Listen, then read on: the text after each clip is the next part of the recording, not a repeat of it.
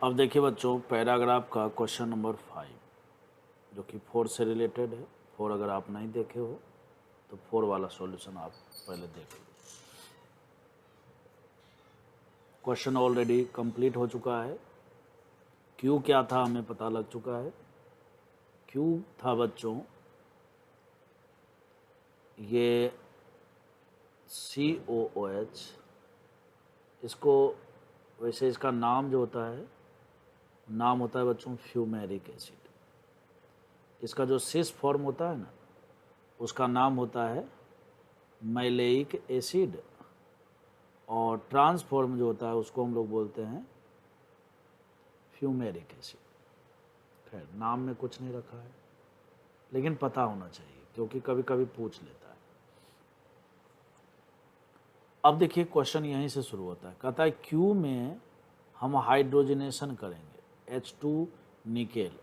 तो आपको पता है बच्चों, जब भी हम किसी अल्कीन को H2 निकेल के साथ हाइड्रोजनेट करते हैं तो बेसिकली ये जो C डबल बॉन्ड C है, ठीक है, मतलब अल्कीन जो है वो किस में बदल जाएगा, अल्केन में बदल जाएगा।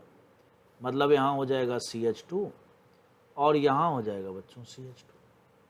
और चूंकि ये सिंगल बॉन्ड हो गया तो सिंगल बॉन्ड के अबाउट रोटेशन भी हो सकता है। तो अगर मैं इस COH को यहाँ लगा दूं तो कोई दिक्कत की बात नहीं है ना, और लगाना ही पड़ेगा। क्यों? क्योंकि बेसिकली अब इसका होने वाला है हीटिंग। जब आप यहाँ से हीटिंग करोगे, जब आप इसको, है ना, ये क्या बन गया बच्चों, ये बन गया सक्सिनिक एसिड। क्या बन गया ये? Succinic acid.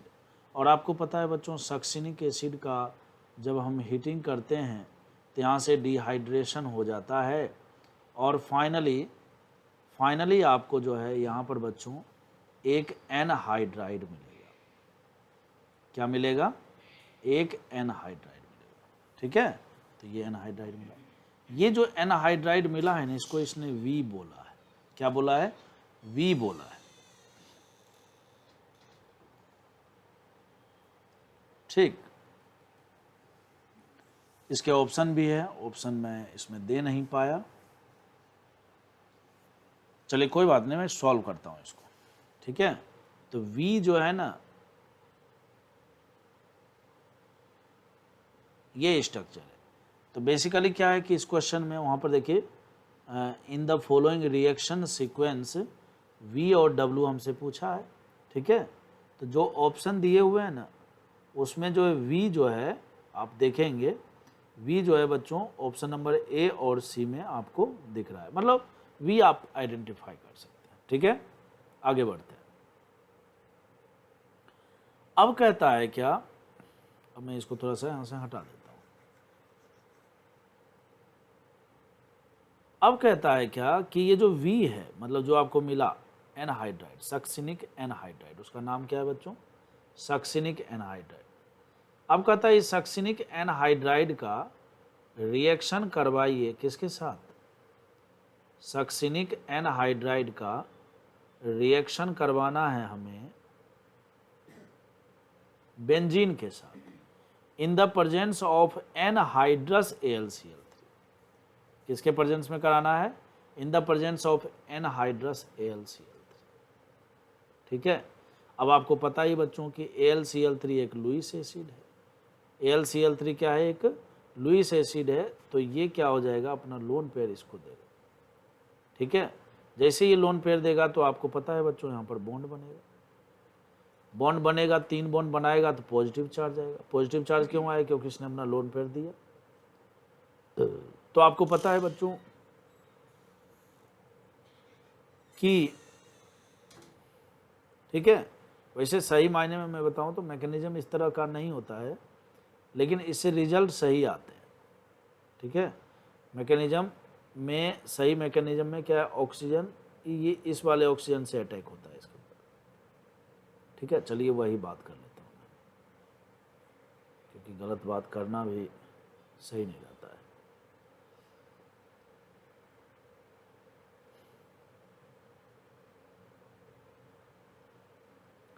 तो बेसिकली क्या होगा, यहाँ पर जो डबल बॉन्ड है ये AlCl3 एक लुईस एसिड है और आपको पता है कि इसके पास लोन पेयर है, तुरंत इसके ऊपर अटैक करेगा। जैसे ही अटैक करेगा तो आपको पता है कि ये AlCl3 के साथ क्या करेगा, बॉन्ड बनाएगा। यहाँ निगेटिव चार्ज, यहाँ पॉजिटिव चार्ज आएगा, निगेटिव चार्ज और पॉजिटिव चार्ज आ जाएगा। समझ में आ रहा है ना।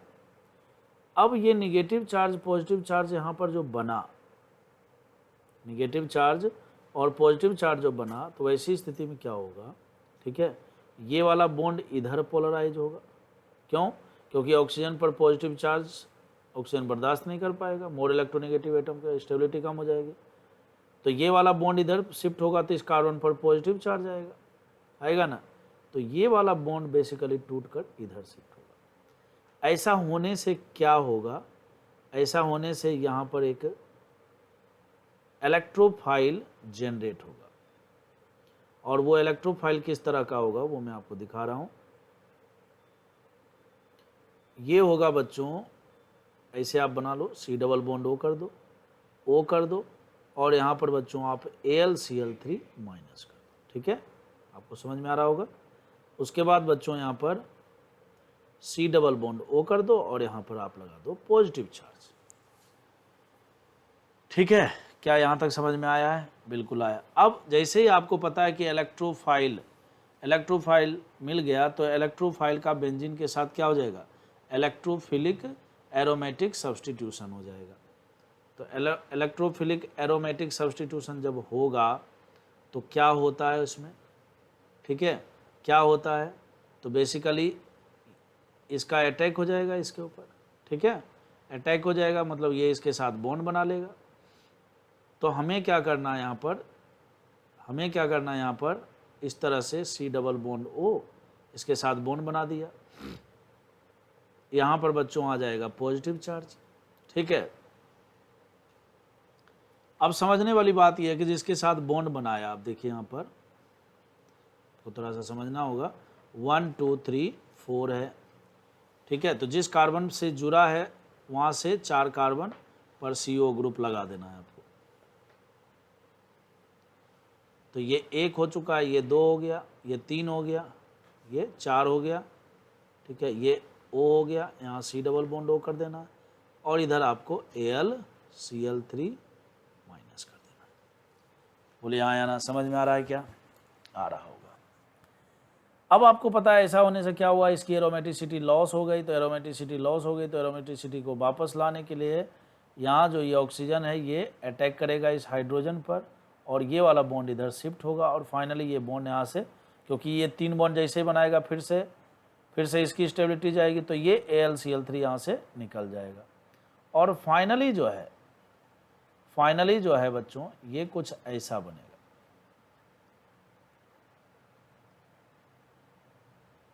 C डबल बॉन्ड O, फिर उसके बाद यहाँ पर C डबल बॉन्ड O लगा दें, और यहाँ पर OH हो जाएगा, और प्लस AlCl3 फिर से वैसे ही जनरेट हो जाएगा। ठीक है, AlCl3 फिर से वैसे ही जनरेट हो जाएगा। चलिए यहाँ तक तो समझ में आ ही गया होगा।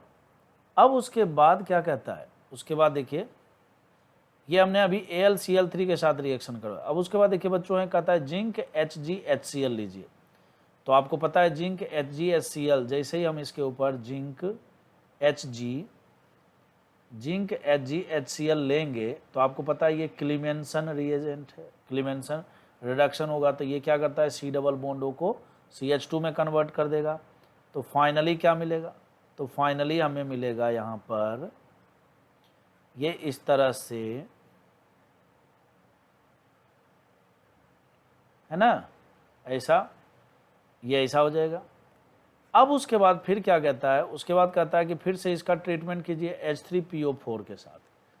किसके साथ ट्रीटमेंट करना है इसका, H3PO4 के साथ। तो H3PO4 क्या होता है बच्चों, एक डिहाइड्रेटिंग एजेंट है। आपको पता है H3PO4 एक एसिड भी है। तो सबसे पहला नंबर तो क्या होगा, यहाँ पर ये ऑक्सीजन इसके साथ प्रोटोनेशन करेगा, OH2 प्लस बनाएगा, फिर यहाँ से H2O निकल जाएगा।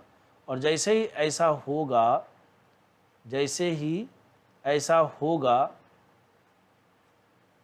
समझ रहे हो ना बात को, जैसे ही ऐसा होगा तो फिर से यहाँ पर एक इलेक्ट्रोफाइल जनरेट हो जाएगा, ठीक है, फिर से इलेक्ट्रोफाइल जनरेट हो जाएगा। उसके बाद क्या होगा, तो देखिए 1 2 3 4 और 5 हो गया, ठीक है।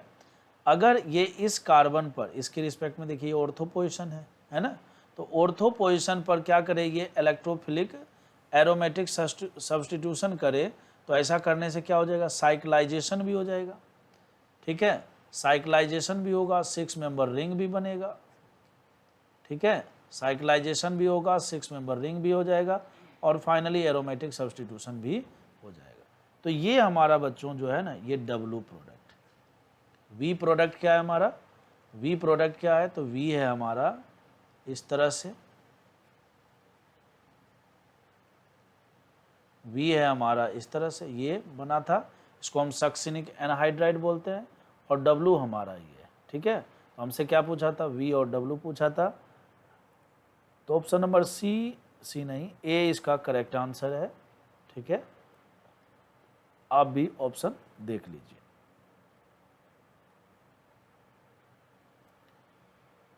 चलिए